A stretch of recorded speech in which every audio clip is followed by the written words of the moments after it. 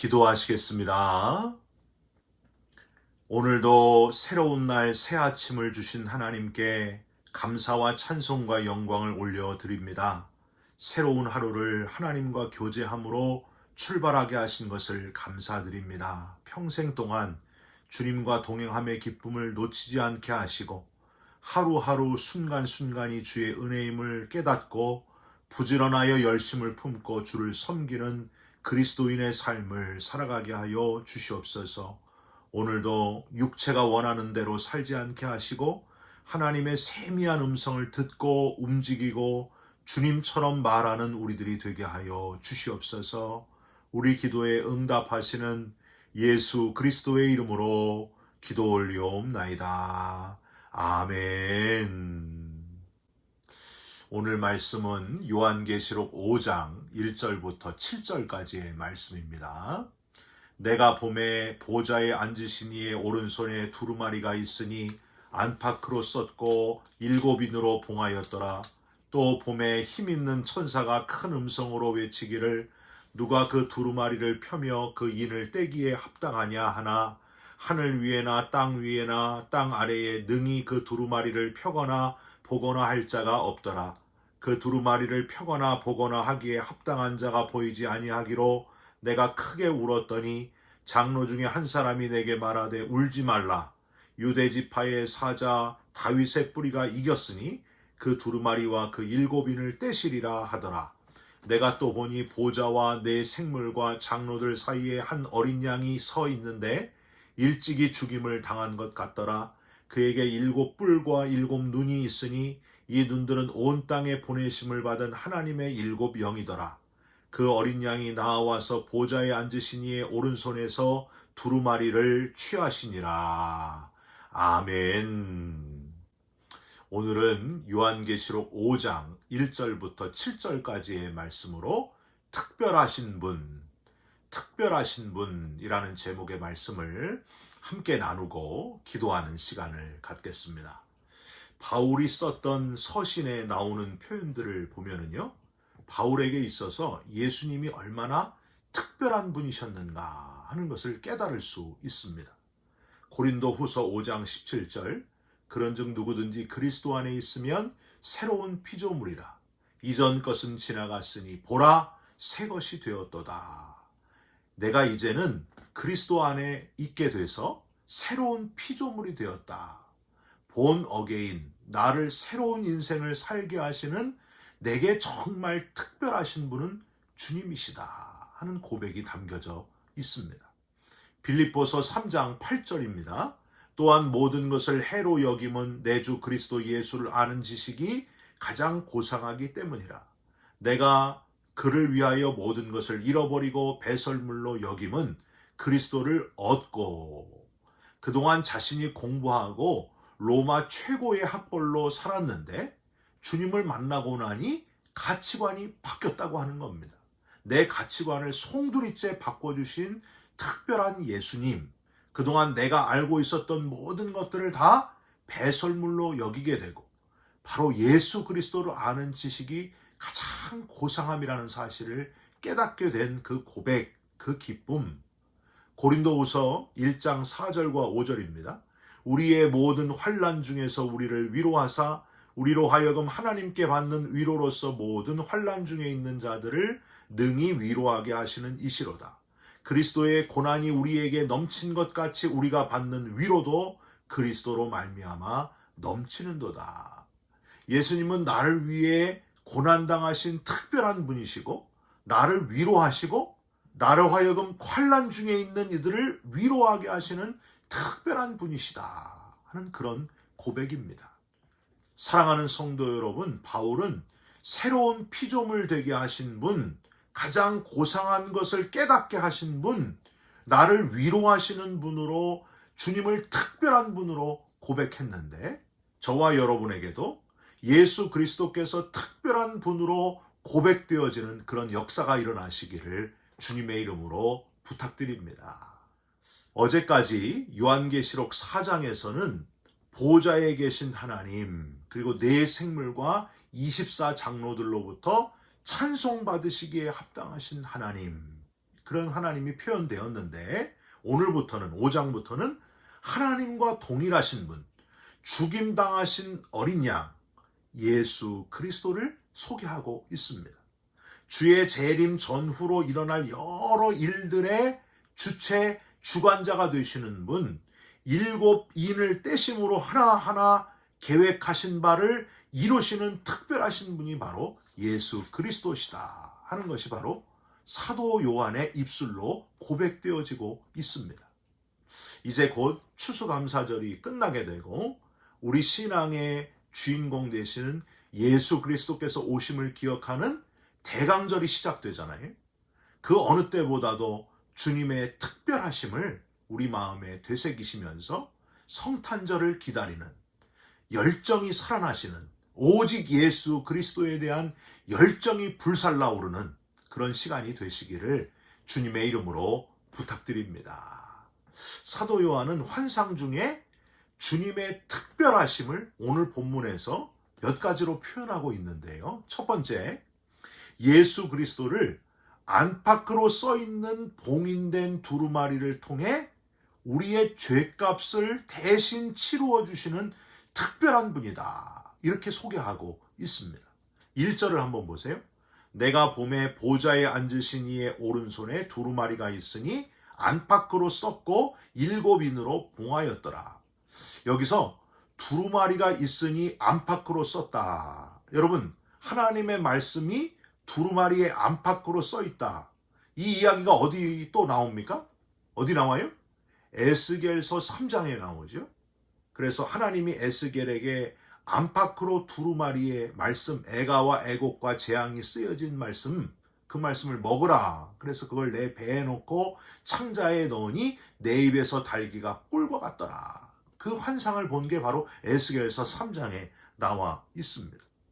우선 여러분, 하나님의 말씀이 이렇게 안팎으로 써있다 하는 것은 공개되어 있다는 거예요. 감추어져 있는 게 아니라 누구에게나 다 공개되어져 있다. 그 깊은 뜻은 우리들 각자가 깊이 묵상하면서 각자 다 은밀한 뜻을 깨닫게 되는데, 하나님의 말씀은 항상 어느 누구에게나 안팎으로 써있는 두루마리처럼 공개되어 있다. 누구나 하나님의 말씀을 본인이 원하면 들을 수 있다. 그 음성을 들을 수 있다 하는 것을 먼저 기억하시기를 바랍니다. 중요한 거는요, 여기 봉인된 두루마리에서 우리가 메시지를 발견할 수 있는데, 원래 이 사도 요한 당시에 어떤 두루마리를 이렇게 봉인하는 거는요, 주로 토지를 매매할 때 두루마리 증서의 그 모든 내용을 기록한 다음에 그 겉면에 당사자 또는 보증인의 서명을 날인한 후에 그 두루마리를 봉해두는 그런 관례가 당시에 있었습니다.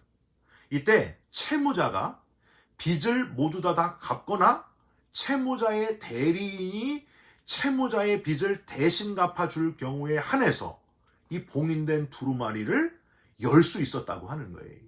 이런 전통에 따라서 지금 사도 요한이 봉인된 두루마리를 보는 환상, 그 환상을 보는 거는요, 주인공 되시는 예수 그리스도께서 채무자, 바로 저와 여러분의 대리인이 되셔서 빚을 대신 갚아주신다 하는 걸 의미한다는 거예요.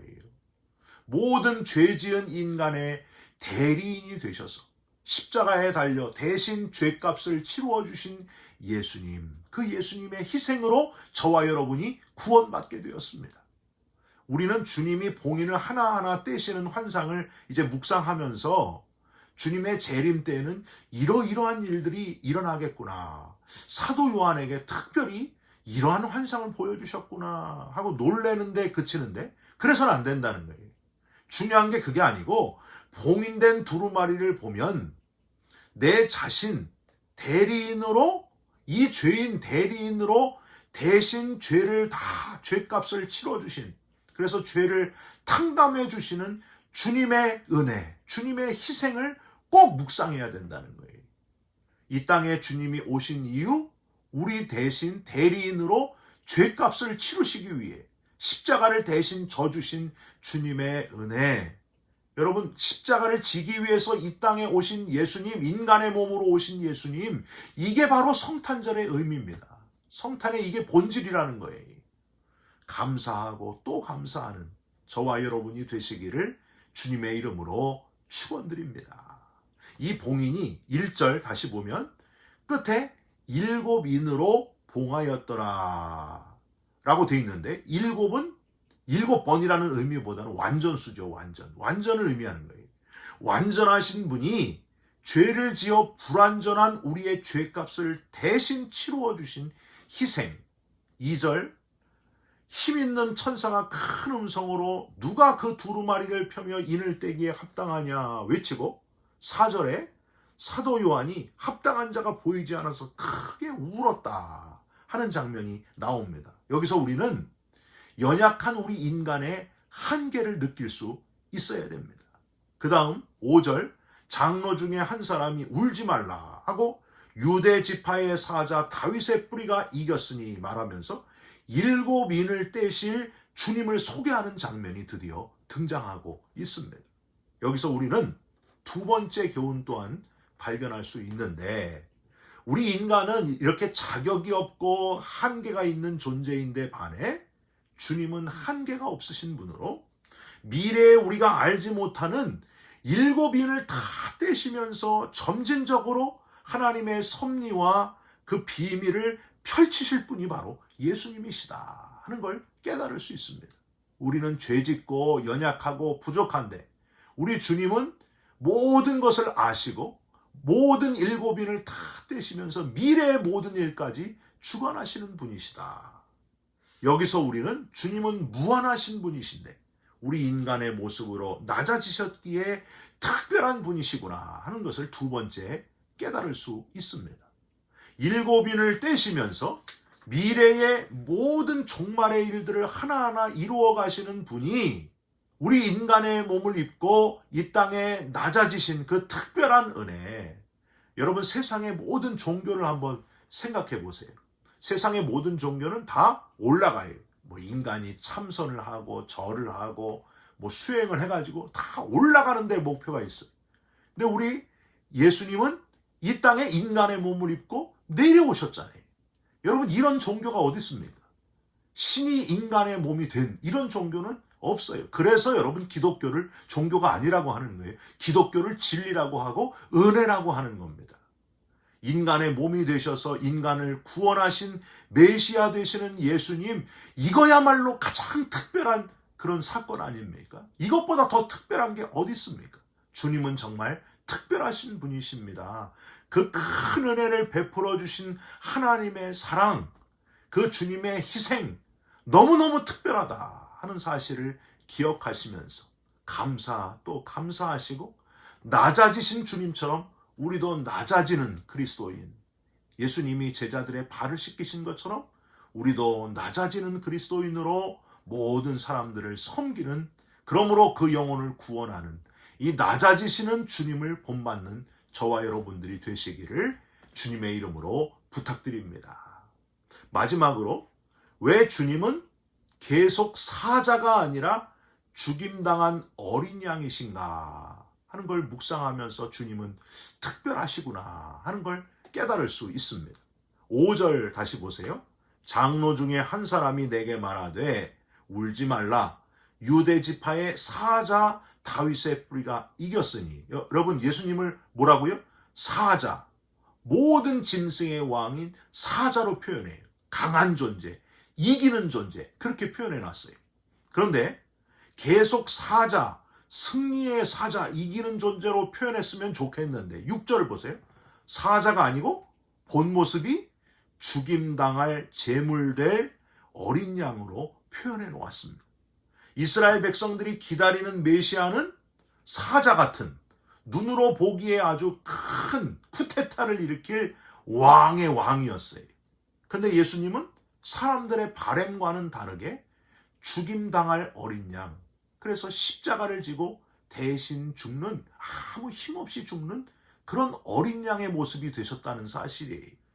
인간이 되시는 것도 낮아짐이신데 그것도 베들레헴 마국간의 말구유에 인자가 머리 둘 곳이 없는 연약한 중에 더 연약한 모습으로 이 땅에 오셨다는 사실. 여러분 이것보다 특별한 분이 어디 있습니까?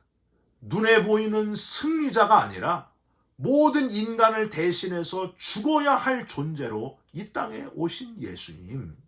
그 예수님께서 저와 여러분에게 전하시는 메시지가 뭐예요? 철저히 낮아짐이었습니다. 죽임당한 어린 양. 빌립보서 2장 6절에서 11절, 그는 근본 하나님의 본체시나 하나님과 동등됨을 취할 것으로 여기지 아니하시고 오히려 자기를 비워 종의 형체를 가지사 사람들과 같이 되셨고 사람의 모양으로 나타나사 자기를 낮추시고 죽기까지 복종하셨으니 곧 십자가에 죽으심이라. 이러므로 하나님이 그를 지극히 높여 모든 이름 위에 뛰어난 이름을 주사 하늘에 있는 자들과 땅에 있는 자들과 땅 아래에 있는 자들로 모든 무릎을 예수의 이름에 꿇게 하시고 모든 입으로 예수 그리스도를 주라 시인하여 하나님 아버지께 영광을 돌리게 하셨느니라.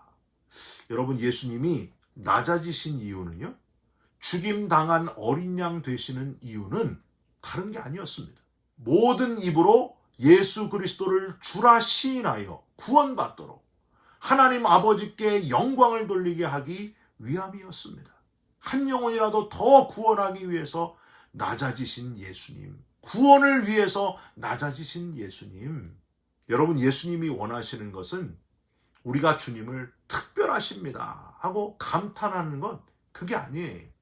예수님이 정말 원하시는 것은 모든 입으로 예수 그리스도를 주로 시인하는 것, 모든 죽어가는 영혼이 예수 그리스도를 주로 시인하고 하나님 앞으로 돌아와서 하나님께 영광을 돌리는 것, 그래서 모두가 특별해지는 것, 특별하신 주님처럼 우리 모두가 특별한 존재, 이 땅에서 죽음으로 끝나는 것이 아니라 영원한 부활의 나라, 그 부활의 소망을 가지고 특별한 존재로 살아가는 것, 그게 바로 예수님이 원하시는 것이었습니다. 특별하신 주님, 죽임당하신 어린 양 되신 예수님을 기억하시면서 특별한 주의 자녀 되시고 한 영혼이라도 더 특별한 주의 자녀 되도록 열심히 복음 전하는 저와 여러분들이 되시기를 예수님의 이름으로 축원드립니다. 기도하겠습니다. 주님은 특별하십니다. 우리 대신 죄값을 치르시는 봉인된 두루마리를 떼시는 분이십니다. 우리의 한계를 뛰어넘어 계시는 봉인을 하나하나 떼실 분이십니다. 사자가 아니라 죽임당하신 어린 양 되신 특별하신 예수님, 우리도 특별한 존재가 될 줄 믿고 한 영혼이라도 더 특별한 존재가 되게 하는 우리 모두가 되게 하여 주시옵소서. 예수 그리스도의 이름으로 기도 올리옵나이다. 아멘. 하늘에 계신 우리 아버지여, 이름이 거룩히 여김을 받으시오며 나라가 임하옵시며 뜻이 하늘에서 이룬 것 같이 땅에서도 이루어지이다. 오늘 우리에게 일용할 양식을 주옵시고 우리가 우리에게 죄진 자를 사하여 준 것 같이 우리 죄를 사하여 주옵시고 우리를 시험에 들게 하지 마옵시고 다만 악에서 구하옵소서. 나라와 권세와 영광이 아버지께 영원히 있사옵나이다. 아멘. 사랑하는 성도 여러분, 특별하신 주님의 은혜로 십자가 지심으로 우리가 구원받았다 하는 사실을 늘 기억하시면서 죽어가는 영혼 구원하면서 사시기를 주님의 이름으로 부탁드립니다. 여러분 사랑합니다. 축복합니다. 감사합니다.